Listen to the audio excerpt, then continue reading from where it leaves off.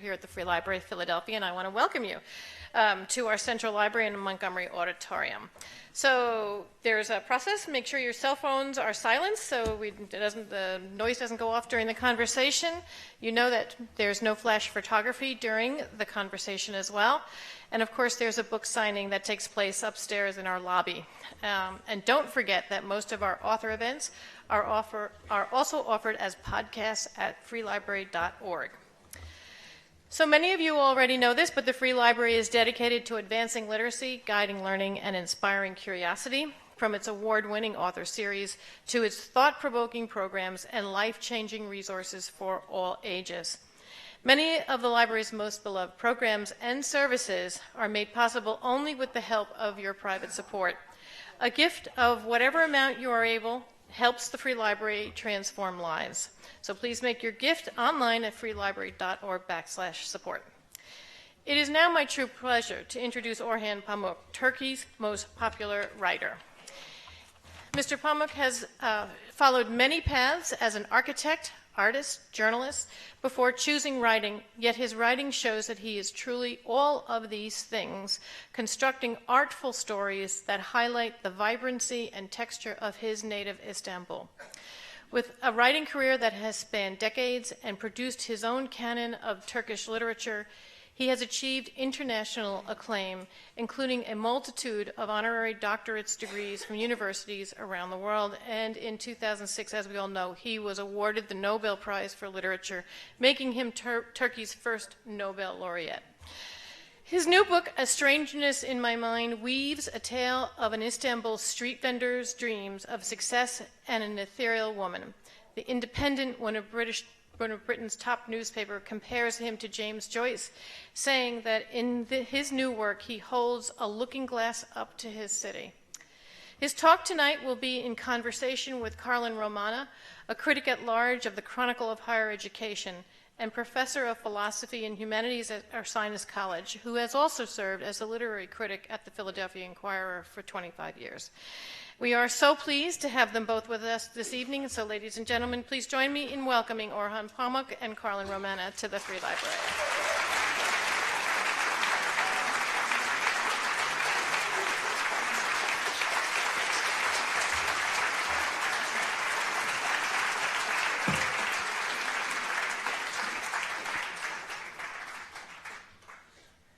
Thank you all for coming. Orhan just informed me, in fact, that, closer? Okay, is that better? Yeah, Orhan just informed me that we actually are going to have both a reading and a conversation. I'll let him explain. Don't worry, it won't be too long. Okay, the shortest reading you've ever It will be a sweet, short reading. Thinking that in such events that people are, when I read, people wonder about what's the story, what's happening. And in this book, just published, this is the first day of my book tour in the United States. I always make my business to come to Philadelphia first, of course. I decided that I wouldn't torture my readers with what the book is about, so I wrote the whole subject of, sort of a plot summary of the novel into the first paragraph. Now I'm going to read it to you. This is the story of the life and daydreams of Mevlut Karataş, a seller of boza and yogurt. Born in 1957 on the western edge of Asia, in a poor village overlooking a hazy lake in central Anatolia, he came to Istanbul at the age of 12, living there in the capital of the world for the rest of his life. By the way, when I was writing The Capital of the World, it was a whole discussion and argument in my Turkish publisher's editorial board. Can we write this? Isn't this a bit exaggeration? And I said, go ahead with it, I said. When he was 25, he returned to the province of his birth, where he eloped with a village girl, a rather strange affair that determined the rest of his days. Returning with her to Istanbul, he got married and had 2 daughters. He took a number of jobs without pause, selling his yogurt ice cream and rice in the street and waiting tables. But every evening, without fail, he would wander the streets of Istanbul selling boza and dreaming strange dreams. The rest of 600 pages gives more details. Yeah.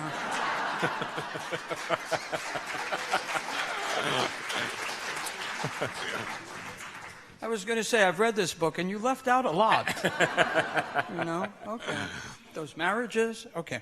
I think the first thing I want to ask you as a longtime reader and admirer is about your expertise on Istanbul. Okay, so of course you're world-renowned for that expertise. You've written many books about Istanbul, but as you know, right, Istanbul has changed tremendously. And in reading before this event, I was shocked. I read something, you could tell me if it's true, that at one point Istanbul was formally expanded so that it is now something like 6 times or 7 times the geographical area of New York. How can you make sense of such a big place? Yes, very good question. Yeah. So much contained in it. I was born in Istanbul in 1952, 63 years ago. I'm living in that town all my life, just like other writers. In my early 20s, I decided to be a writer, and I began to write about human beings. What writers write about, actually, at the beginning, are not towns or cities or landscapes, but they write about, literature is about human beings. That I began to write my first books in my 20s, in early 1970s. I began to be known internationally famous in mid-1990s, and around that time, not the Turks, but international readers began to call me, and the reviewers, critics began to call me, oh, the writer of Istanbul, which made me self-conscious about my position. One thing, let's put this aside. Okay. The second thing, when I was born into it in 1952, Istanbul was 1 million. Now they say it's 16 million, 15 million, 15 million and a half. And I feel extremely privileged and lucky to have seen this growth, a city growing from 1 million to 16 million in your lifetime, and I was there all the time. Probably I have some experience, something unique, and yes, and I feel very lucky, very privileged to have seen this immense change that happened in, say, London and Paris in 200 years, or in Istanbul 60 years, but it's happening in Shanghai or Hong Kong in 20 years, by the way. One final thing to add to this, that in 63 years there was immense change, but the change in the last 15, even 12 years is bigger than the change in the first 50 years. In fact, I wrote a book called Istanbul, a combination of my autobiography till the age of 23, which makes 1974 and 75, and also an essay about the meaning of what the city conveys, what the meaning of a city or whatever. And the dominant feeling in that book is hüzün, Turkish melancholy, because the city, we were all at the edge of Europe, felt very provincial. Turkey was not economically successful. We felt a bit alienated from Europe and provincial, and also the decay of buildings, architectural wonders of Ottoman modernity, which were decaying because of Ottoman Empire failed. I saw all these old wooden houses, pashas' mansions, which were converted to government buildings in my childhood. This was the mood and atmosphere of that book, which represents Istanbul till 1974. While in the last 15 years, after the new century, the city changed so much that it is a new city. And I completely agree when you say, now that I am internationally told, here is the Istanbul writer, I have to catch up with it. And it's so hard to catch up with it. So hard. And in fact, this novel is a sort of an obligation, moral obligation, to write about that change and also write about not this time, as I come from a middle class, upper middle class, secular, westernized family, while I wanted to see that change, the change that's happening between early 1970s to today, seen through the eyes of a very poor person. But now I'm not dramatizing his poverty or melodramatizing his poverty, but try to see the streets, shops, the habits of eating, habits of living, little minor changes in the town, which make a big change. Yeah, well, I must say it's a lovely modesty that you actually express about Istanbul, given that reputation. And I was so impressed when I was reading about your process that you actually went out and interviewed people, yes. working class people. They invited you into their yes. homes. And could you talk about that? Yes, yeah. I'm happy to say that. First, maybe I'll say a few words about moral obligation. The art of the novel is based on one single human strength, and that is understanding the pain or point of view of others. No other animal has this. And then art of the novel is an art of seeing things, stories, details, psychologies through other people's eyes. We read novels, yes, we want to see the writer's version of humanity, but we also want to see the other people who are culturally, by gender, by demography, by history, by personal trauma, different than us. We want to see our world, our streets, our squares, our bridges, parks, through other people's eyes. That is enjoyable, and that is one of the things, not everything, that makes novels interesting. So I wanted to write about Istanbul seen through the eyes of a street vendor, someone who is almost dispossessed, who is trying to make ends meet in his life, and who is struggling in the streets of Istanbul. In order to write that, I interviewed lots of street vendors, especially yogurt sellers who came in late 60s, 70s. They also sold boza, as in the novel, at night. And the book is based about one-to-one interviewers. I also had a group of interviewers who were working for me, and then people would be coming. In the end, it has qualities of you invite a person, you begin to talk to a person, then suddenly he begins to tell your stories. Then I've heard so many, took notes, and did so many interviews. The book is not based on my autobiography or my life. While I lend my character some parts of my character. All my childhood and in my teenage years, my friends used to tell me, Orhan, you have a strange mind. And then one day I was reading Wordsworth's poetry. Oh, a strangeness in my mind was his line. Then I thought, one day I'll write a novel with that title, quote this, but I don't know which novel. Okay. Then when I was writing about this lower class street vendor, a theoretical moral challenge was this. Since I teach art of the novel at Columbia University every fall, I always think about this, that actually art of the novel is best invented for middle classes, upper middle classes. In fact, the best practitioners of the art, Tolstoy, Proust, Nabokov, don't tell anyone, they are all aristocrats. So the challenge here was to write about a lower class person with full sympathy, enlarging his humanity to 600 pages, and try to make the reader see this character as he would have enjoyed a Karamazov or a Hamlet or Pierre or Levin in Tolstoy. That is, to be able, that was the challenge in writing this book, so that the reader sees him, a background figure, a poor guy. No, he is a full human. His character is most important in the book. That's what I think. I think that really comes across in the book, by the way. But I want to push you a little bit further on your process there, because you've alluded to class differences in Istanbul. So I remember back once interviewing Tom Wolfe, who actually used a similar repertorial process, and he was writing a novel then about college life.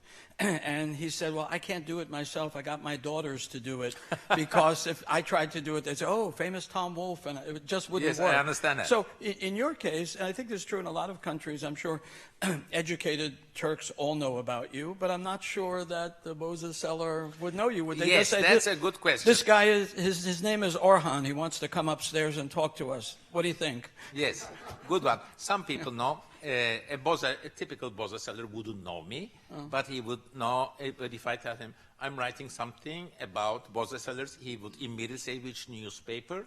And in fact, this book was published in December in 2014 in Turkey. And then in New Year's Eve, I had friends at home, and we were having and chatting some 25 days after the publication of the book, and it was a lot of buzz around. And then we heard, Boza, someone was selling in the street. So we immediately ran to the window and invited the guy, bought the drink, and then I was shy, but my friends asked, there is a novel, you know about that? Blah, blah, blah. And then the guy said, yes, something happened in television, the sales are going up. Yeah. But he didn't say it. He only said the television and the sales going up. Wonderful. Yeah. I'm just curious, did you must have run into some people who also knew you when you were trying to do this repertorial work. Did you encounter any resistance? Happened. Like you're this that happened. upper class novelist, don't bother me. It's most of the time it's politics. And people are repressed, people are afraid. Sometimes they disrespect their sensibilities, and at the beginning people are very about talking about their pride. There is also private side to their how they married, what do they do with their wives, what's children like, that kind of thing. But once you gain their trust, then they talk so much. Not only that, they will say they are so happy. They say, "Oh, I have my cousin. Can he also come and talk?" Wonderful. What is? Two things that really struck me in the book. One is all the material about electricity in Istanbul, because there's a fascinating theme throughout about electricity, how it's stolen, the corruption in it, how it's used, and so on. And the other thing actually was family. Yes. I found the parts about the marriages and the daughters leaving and all of that very moving. And I wonder, I don't think you're generally thought of as a novelist of family. Yes, but I this book agree is completely. Different. Yes, and I did not have a theoretical clue to explain why family is important in this novel. But then a year has passed. I've been asked so many questions, and there are also questions. Orhan, are you getting conservative? Family is very important in this book, kind of. I was a bit, I don't know how to answer it. I didn't have a fast answer to that. My answer now that it's not, the book is published 11 months ago in Turkey, my answer to this is this, really, that family life, especially in countries like Turkey, where modernity, as we see, comes so fast, or we don't even call it modernity, but urbanization,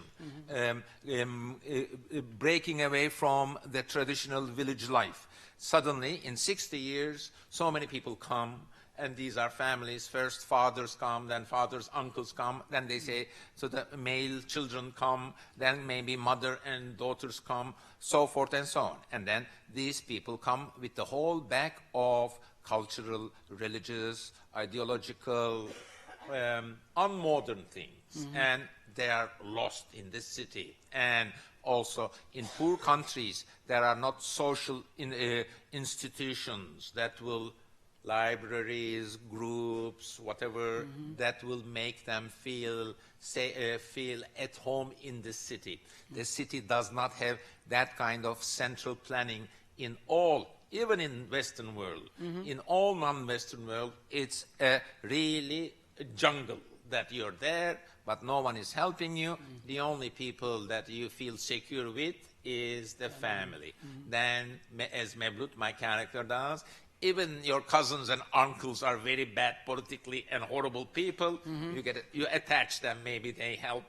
Or your relationship with your wife and your children is very important, because it is out of the chaotic modernity jungle life of the city. Then it's a tender thing. But I don't write my novels with this kind of, now it's clear-cut, deliberate, theoretical explanation. I write them with my instinct. Then a year passed, 2 years passed, they asked so many questions. I said, yeah, that's a very good question. Well, I have to answer that. Right.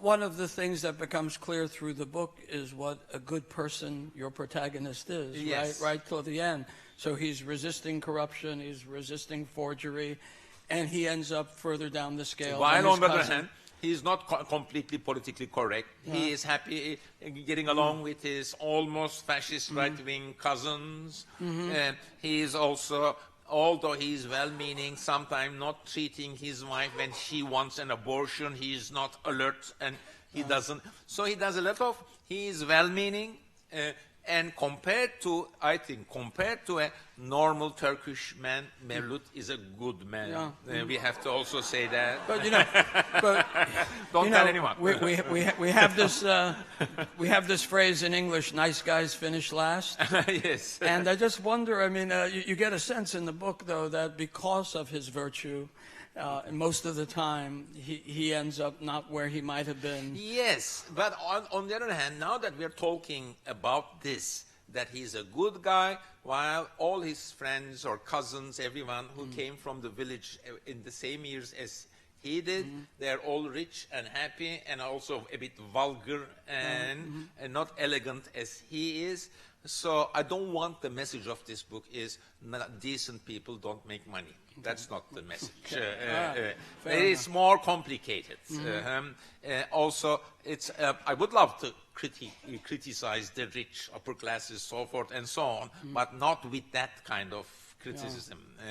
There is, of course, an upper class criticism in the book, the way they treat him, the way they take their positions granted in such a patronizing way. This would be my criticism. But the problem with this kind of book is this, that I cannot go beyond the lexicon, the dictionary, or beyond the worldview of my character, because I'm seeing the world through him. In fact, when I was writing this book, which took so much time, in fact, 6 years, I had a conversation with my British editor, English editor, who said, "What kind of book are you writing for?" And I told him, and he said, "Isn't there any middle-class character?" And I was in the middle of the book, and I said, "Wow, this is true. I don't have any middle class." I was thinking of putting one intellectual who would give some meaning, explain things. Then I pushed back. So there's no middle-class character in the book. But once you don't have a middle-class character in a 600-page book that takes place among the poor, then the limits of the other world is not there. So Mevlut cannot say the things that I'm happily saying to you, or you don't have an intellectual in the text that says things that I'm saying to you in an indirect way. Let me take you back to the Turkish reaction to the book, and also to the class issues. So I think one of the reasons they thought it'd be fun for us to have a conversation is I have some background in Turkey. I've been there. You hate Turkish spies, I understand. Yeah, I've been in Istanbul a lot, and it seems to me that in the Istanbul upper class, middle class, secular class, there's a great deal of resentment and ressentiment toward all these people who have come and toward what they see as a creeping Islamicization, and also now headscarves are being worn in the universities and so on.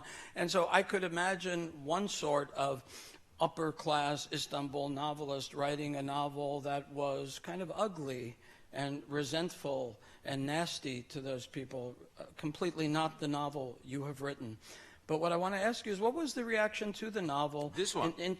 In Turkey, and do you agree that there is a lot of that attitude in the old Istanbul upper class? Yes, I am also angry to that attitude, and that's why I react when they say Pamuk loves melancholic Istanbul and so nostalgic about Istanbul. I am not.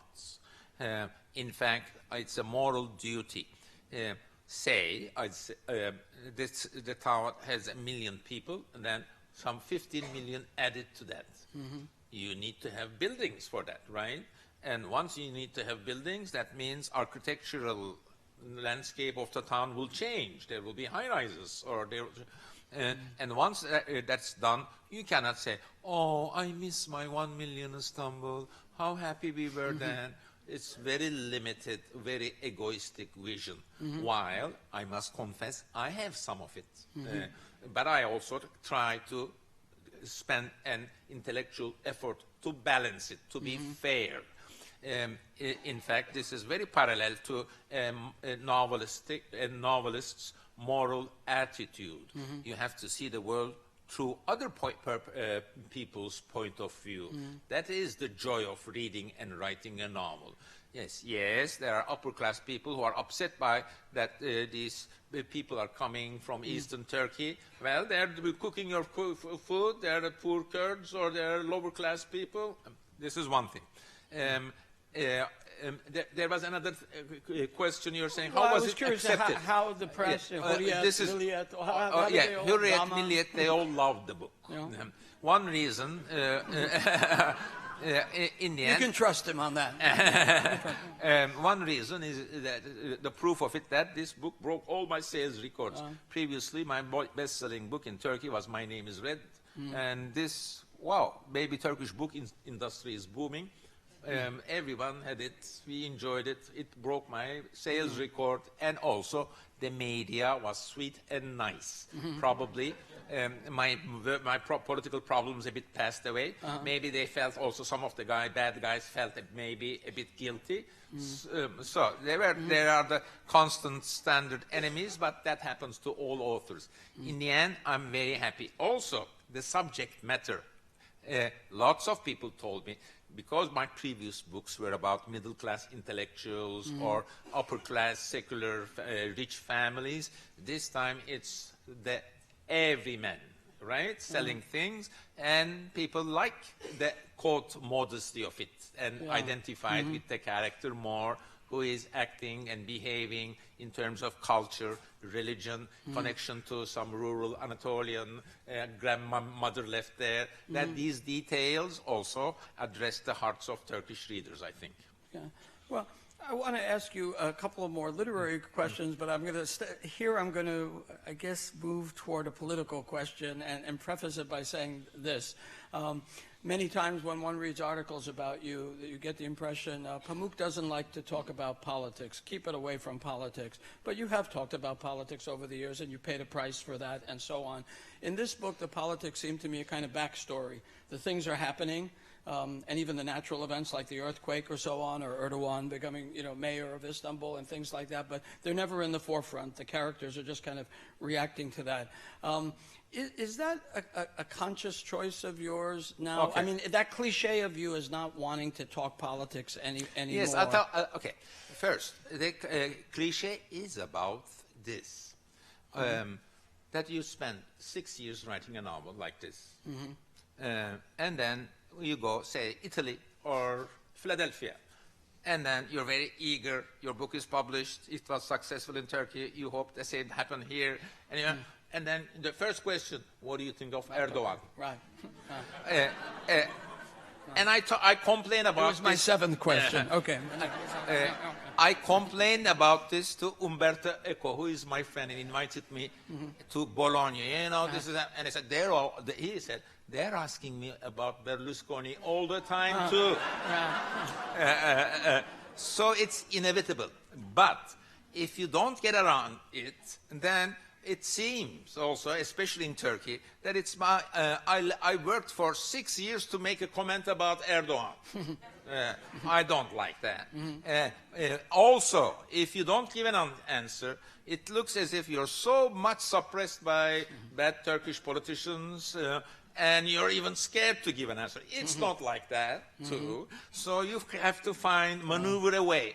Just say the brave thing fast, and then let's go with the novel. That's what I want to do, actually. Right. I don't want to really, when I say I'm not a political person, of course I'm a political person because of they're asking political questions.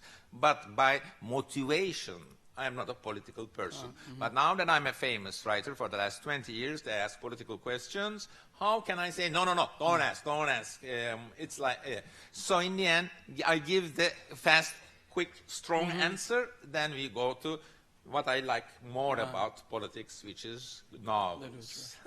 Okay, so I'm going to make up for my evil question by asking you a literary question. Okay, I'll answer all of your questions. Although we might have some recidivism, I might go back to a political question afterwards. But one thing that figures very much in the book is writing of love letters. Yes. And I've always liked the genre of the love letter. Now we have the love email. Or the love text. Yeah, I understand. Right? But so much in the book, I don't want to give spoilers of what happens in the plot, but so much of the book turns on his writing of love letters. First of all, I have to give you this little thing.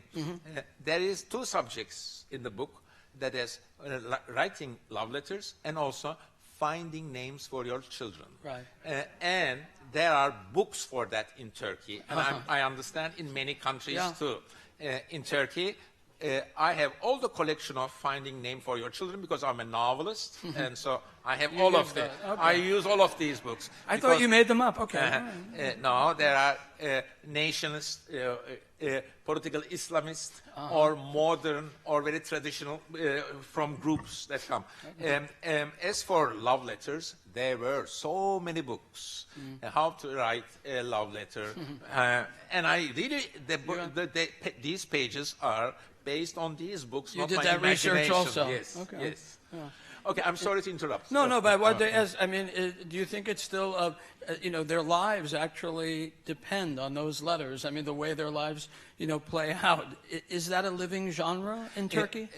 But first, I have to underline the fact that it's all about the impossibility of the boy and the girl meeting before marriage in an Islamic society. This is very hard. And just the other day, I have read 52% of marriages today in Turkey are still arranged marriages. And people benefit from it because they want to marry, but they don't know any girl. There are no parties. Then getting together before marriage is not nice, even if you're upper-class family. Families are especially attentive to their daughters. So what do? Then there is a whole, I argue, whole culture of rhetoric, of projection, of you see just from a distance her eyes, then I'm in love. Then you write 1,000 letters, which proves your seriousness and dedication and a rhetoric of love that is necessary for marriage. So it's all about these things. It's all about impossibility of meeting, arranging, going out to movies, talking, going out to dinner, so forth and so on, before marriage in, I would say, Islamic countries, but most non-Western countries. We have, I think that arranged marriages are still, in the non-Western world, is a dominant way. Of course, no one is happy about it. They enjoy it, they have their families through it, but everyone is also embarrassed about it. So before the marriage, they go to a movie once and go to a pastry shop once, and they tell to their children, no, we've met before. We went to movies. Because it's also, they all know that it's also embarrassing. So I got the feeling in this book of so many romances, of so many loves that break up or end, or a wife leaves a husband, or a wife dies. They are just normal people. Normal people, or ordinary life, but that there's a bit of the philosopher of romance in you. Oh, thank you. I'd love to hear. Yeah, well, no. No, this is on you. You have to answer it. I mean, okay. Have you come to some great conclusions about love in your life? Do you believe in love yes, at first sight? This I've been asked in many interviews. My novel suggests that sugarization of love at the beginning, or fast love ends fast. Or there are sayings in Turkey, the one who fires up fast also goes away fast. In fact, I argue, perhaps this is since this is a Muslim country, I argue that what counts is friendship after marriage. What counts is delicate relationship. What counts is the desire, after a hard day, the desire to go back home and chat about every single detail, about every little nasty thing in your day. And my characters are doing that. They don't, if you ask me, as I was writing the book, they didn't seem happy to me. But everyone said, what a happy couple, because they didn't seem happy to me because they live in a one room, very poor. They have 2 children. They all sleep in the same bed for 15 years. And then they are not also enjoying life and saying sweet things to each other all the time. While, on the other hand, they are very attentive to each other, follow each other. And again, this, I think, non-Western feeling of, especially in big cities, that at home, you are at home. And that counts. And they have a longing for the home. It's obvious that this couple will not part. Separation in Turkey, especially among lower classes, is very rare. So forth and so on. So in the end, outer world is so unhappy, you're forced inside to embrace your family. This was not a message. It sounds like a conservative message. This was not what I intended, but, you know, writing a novel is first making people live, could be accurate, convincing. All the labor went into that. Then I also look like a critic. What did I do? When people like you begin to ask questions, oh, yes, you're right. What is my take on love? And my take on love, I never sugarize it. My previous novel, Museum of Innocence, I also, in that novel, I deliberately say Museum of Innocence is also a novel of love. It is this time, in my previous novel, it's the love story of a upper-class Istanbul secular rich boy is infatuated, falls in love in an obsessive way with his twice removed cousin who come from the poor branch of the family. But I also said that this book is not about sugarizing or sort of what a beautiful thing love is, says all the pop music, all the teenage music. I'm not saying that. Because when you say that, I am arguing it's a whole package. And I don't believe in that package. In the end, it is a bit old-fashioned. It's all about dominating the woman. I don't think it's egalitarian. The man poses like that. But in the end, once he puts the woman into the family, then he forgets about it. I think, and in the end, what I'm saying in both books, that what counts is the love inside. Love after marriage is more important than love before, or romanticizing of the love before the marriage is, I think, a bit dangerous. But don't trust me, I'm a novelist. Well, I'll just say as a critical reaction, this may not make any scientific sense, but the way the novel ends, I thought it was very sweet without being sugarized. I see, thank you. It's a quite powerful little ending there. There is a longing there. Yeah, but I'm going to ask you one last question. We're going to open it up to the audience, and I'll go back to bad Carlin here and asking you this. But, you know, your Nobel Prize colleague, Alexander Solzhenitsyn, did once say that a great writer is like a second government of his country. And I think you've alluded to the fact that you've been pushed into that position. But I think people would be interested, you know, we have many esteemed writers who come here and not so many who have received the Nobel Prize for Literature. What are the pros and cons? I'm sure there are a lot of pros, but I'll bet there are a lot of cons also. So now you've had, for 10 years now, you've been a Nobel laureate. What are the pros and cons of being a Nobel laureate for literature? And I hope Philip Roth is listening somewhere. Okay. One of the cons is that they ask you this question. Okay. Touché. And there's also always a stress that, especially when journalists ask, they want you to talk about cons and say you complain about it. And since I don't like that pressure, I always say, it's a wonderful thing. There is no negative thing attached to it. I recommend it to everyone. Because all these writers who are saying, oh, I'm so busy afterwards, the phone is ringing all the time, it's so pretentious and bad, I never did it. Really, if there is a con, it makes you more of a diplomat. People expect you to represent Turkey, be a diplomat of Turkey, and it's okay, that is also acceptable, but the mind, imagination of a writer, a novelist, has to be like the imagination and mind of a child, an irresponsible child, someone who is playing with his toys without considering the consequences. That's where you are inventive. New ideas come when you don't think of the consequences and play with ideas like a child. But a diplomat is no child. So I resist the pressures of representing, being a diplomat, carrying political responsibilities. Yes, I do, but these are pros and cons. And I protect myself sometimes, don't answer the mail, don't do this, don't that, so many demands. You are also flattered, you're saying, well, you're asking me all the time, I'm happy. But on the other hand, it may make you a diplomat and may kill the child in you.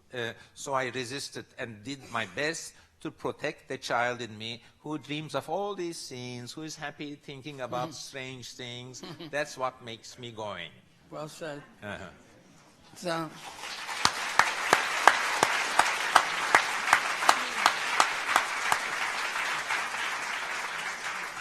So let's open it up to your questions. Anybody who has an Erdogan question, you go to the back of the line. Okay, all right. Yeah, right up here. Right here, first row. And yeah, please wait for the microphone when we call on you. Yeah. Hi, thanks a lot for coming.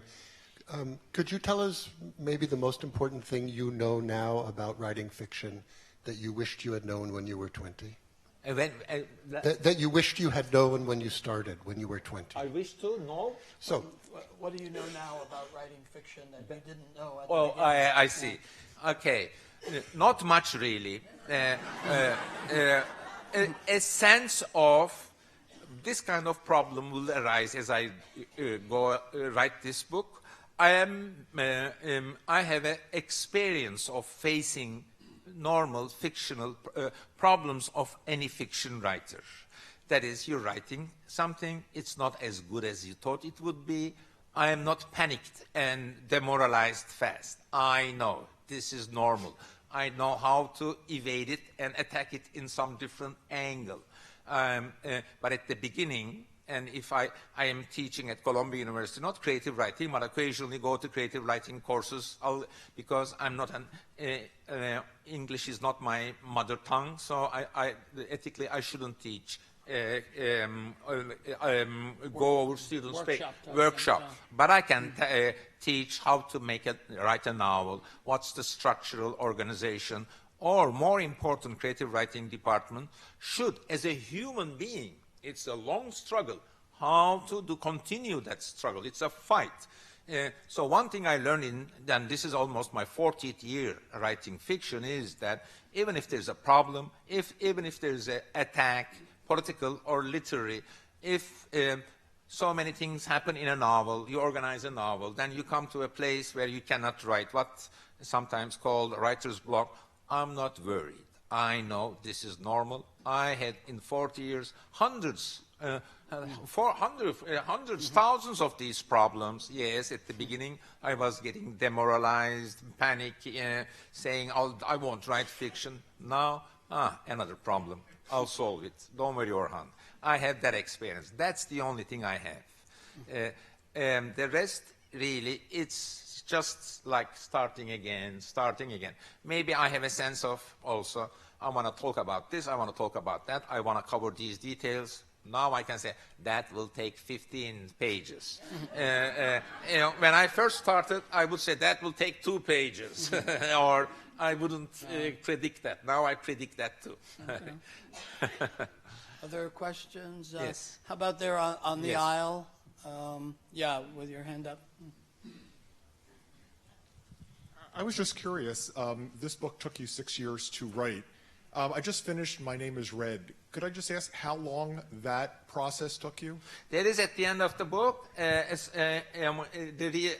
think I wrote that novel between 1998 and 1994. It took 4 years. Others? Yeah. The lady over there. From the Museum of Innocence, you built a museum. Tonight I did get your book, and at the end I see that you designed the the case art. Speak into the mic. The case art and also the jacket. So I presume the drawing is from you, and if you could tell us about the city that you're drawing. You're talking about this cover. Yes. I didn't design the cover. Chip Kidd, perhaps, America's one of world's greatest cover designer. I happen to be his friend. He knows that I'm a failed artist who is privately and amateurishly drawing things in my notebooks.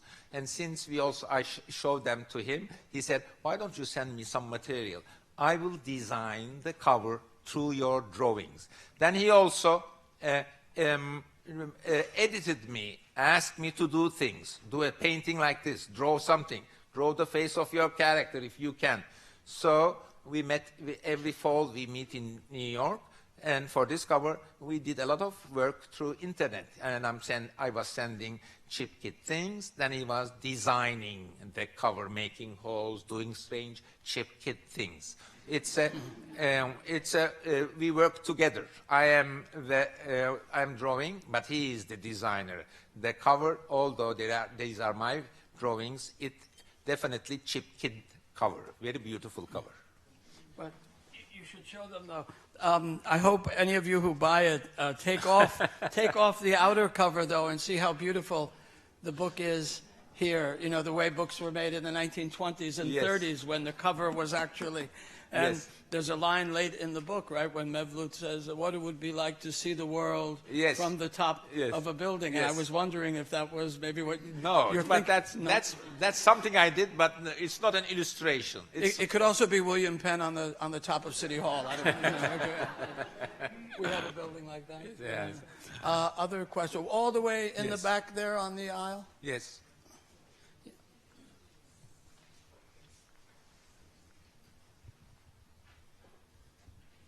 How many languages have your books been translated into? And who does the translations? How do you know that they're really getting the essence of your book? My books are translated to 62 languages. This novel now is being translated to 40 languages. I'm happy and proud to say. The only language is the English that I'm checking. My poor English translators, I'm giving them hard time. They are always very good. And this one, Ekin Oklap, did an outstanding, very beautiful translation. The way I work with my translators, it used to be that they translate the book, then they mail it to me, then I work 2 months over them, then we meet someplace in Turkey or in Europe. We sit at a table, work for a week, go over sentence by sentence with my corrections, suggestions, whatever. Now we have Skype. My translator is in London. We send each other, 200 pages is done, let's do a Skype. So we work for 3 hours very attentively. My objections, her questions, and we work like this.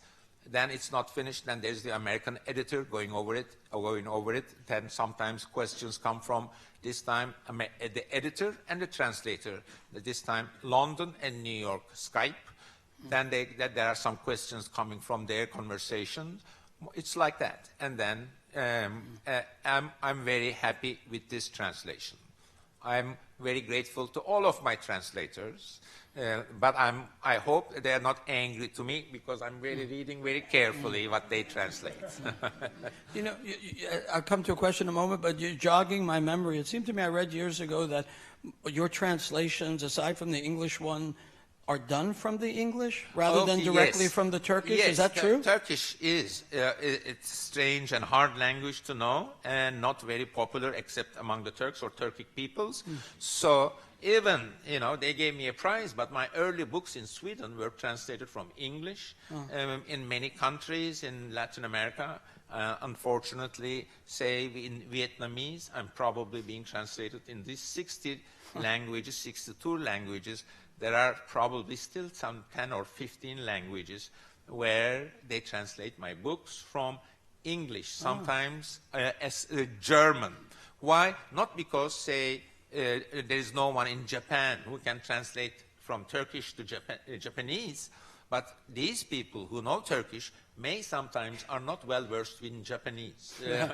They know good Turkish, the street Turkish, but they can't write because the editors, well, yes, Turkish is good, but Japanese is not good. So we have to find someone who's with a good Japanese, but who translating me from English. That's a damning situation, unfortunately. But my experience in the end is that the beauty of the translated language is more important. Let my characters eat an orange instead of apple, which is in the original, but unfortunately in Japanese they're eating orange, even if it's the Turkish. If the sentence is beautiful, I let them eat the orange. Well, there's the person on the other side of the aisle there with his hand up, I think a reddish shirt. But by the way, you may find it amusing. Years ago, I interviewed Naguib Mahfouz, the Egyptian winner. And when I asked him about winning, he started laughing. And he said in very high squeaky voice, and none of them read me in Arabic. Yes. Yeah, so anyway, that fellow there. Thank you so much for coming to Philadelphia. I'm trying to be a Turkish historian, and your works have been a companion throughout that process. It's really a pleasure to get to ask you a question. You talked a little bit earlier about the process of writing across classes as something that European authors have often had to do, but surely you're not the first Turkish author to accomplish that. So perhaps you can talk just a little bit about the Turkish authors, whether it's, I don't know, Peyami Safa or Ahmet Hamdi Tanpınar, or the ones if we've all read Istanbul, know that you were influenced by. Which ones were you reading throughout the course of this book? Which of those authors have their shadow in the course of this book? It's right that in my autobiographical book, Istanbul, I underlined some 4 authors, the major one being Ahmet Hamdi Tanpınar, then Abdülhak Şinasi, and Yahya Kemal, and others, those who were more authors who lived and wrote about Istanbul, first of all. When I began writing in early 1970s, main body of Turkish writers were writing, the best of them being Yaşar Kemal, were writing about peasants and rural Anatolian political problems. That generation was determined for social reform, for political social criticism, and their novels were much more committed than mine at those years. In fact, that generation was critical of me, not the best writers, they were friendly, were critical of me for being upper middle class bourgeois boy from Istanbul and not writing about characters like Mevlut. Maybe with this book, I am giving them an answer, saying, well, in the end, I wrote a book about a poor character, but not in rural Anatolia, fighting back against the feudal lords or agas or sheikhs, but fighting back against the chaos of modernity and economical development or gangsters or the city life. There are so many Turkish writers, but the main writers that influenced me really, Tanpınar, those writers who lived in the city, who were, as they were writing, were marginal, were not as lucky as I am today, and were complaining all the time. now, in the last 10 years, Turkish literature and book industry boomed so fast and so much, it's like catching up with Istanbul. There are so many new writers, so many publishers, so many new books, that it's just like Istanbul, it's impossible to catch up now. More Yes. questions? I see one all the way in the back there against And then the there's wall. also someone here, And let's it's here. not forget. Okay, I'll come Yes. down here next, Okay. sorry. The lights are very high. This is a little bit off subject, but on subject, I hope. How do you personally feel about the Armenian history? How does the Turkish government, do you believe, ever acknowledge the genocide? And how does the man in the street feel about it? Okay. As you may know, I had some political problems related to it some 10, 11, 12 years ago. Sometimes I say, you know, if you're a pessimistic in history, all the lefties of previous generations tell to each other. I hear sometimes things that, we had all this suffering and problems. What happened? Nothing. It's very sad. That, I'm not saying that. My problems, and also I'm not the only one, this happened to others, at least now, you can talk about this subject of what happened to Ottoman Armenians in Turkey among the intellectuals, in intellectuals' academic websites, places where we are not very popular and serious. 12 years ago, you can't even have a discussion like that. Now, you can have that discussion. But if you go to most biggest Turkish television station, go to biggest Turkish tabloid newspaper, you can talk, but you'll end up again in some trouble. Maybe in court, maybe they'll attack you and make life harder for you. There is a development, but not enough, I think. Okay, fair enough. There are some questions Yes, here. Yeah, right here.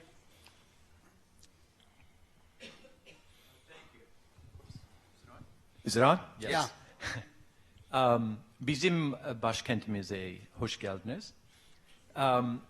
I lived in Istanbul in the 80s. I was the press attaché at the American Embassy. And during that time, one of my most memorable conversations was with a waiter at the Balık Bazaar, at the fish bazaar, who told me that he felt like a Turk when he joined the army, because until he joined the army, he had never worn shoes. He was from Anatolia. He was never He had never worn shoes. worn shoes, I see. Right. But he made the point to me that the army at that time served the purpose of knitting the country together. Does it still do that, or what does that now for Turkey? I disagree with your waiter, I'm sorry to say. And I'm, in fact, he may be exaggerating about the shoes too.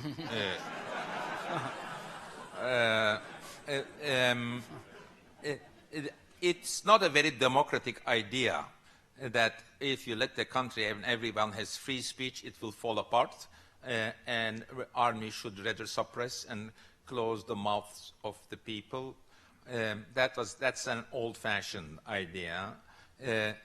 While army was protecting secularism, maybe they were doing it right, but then they were not democratic.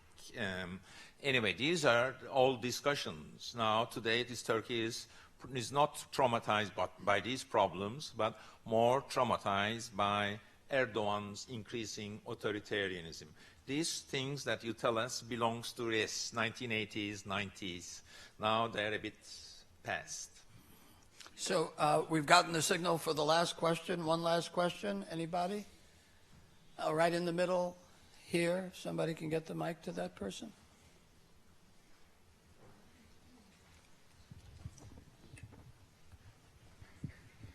Would you ever be comfortable writing about a Turkish woman?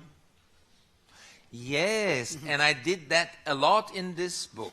This book, A Strangeness in My Mind, is loved by Turkish feminists, by angry Turkish women who are raising their voices, the creativity, the imagination, the angry voice of the woman in Turkey. I try to give and represent this. I don't need to interview anyone to see that. I've seen that all my life. Also, I have my mother has one elder sister and one younger sister, and they used to come together and compare notes about their husbands, their lives, their children, and I loved listening to them. The sisters, of course, who they come there from lower classes, but the spirit of my mother's friendship with my aunts, elder, younger, needling language, laughing all the time, is in the book. Yeah. I will be very happy, and my Turkish women readers are saying that Turkish feminists love this book, and I will continue to write so. And and it's good that you asked this. I want to write more about the woman in Turkey and try to see the world as much as possible. I'm a Turkish man, as much as possible to see the world through woman's eye. I will do that more in my other novels in future, hopefully. And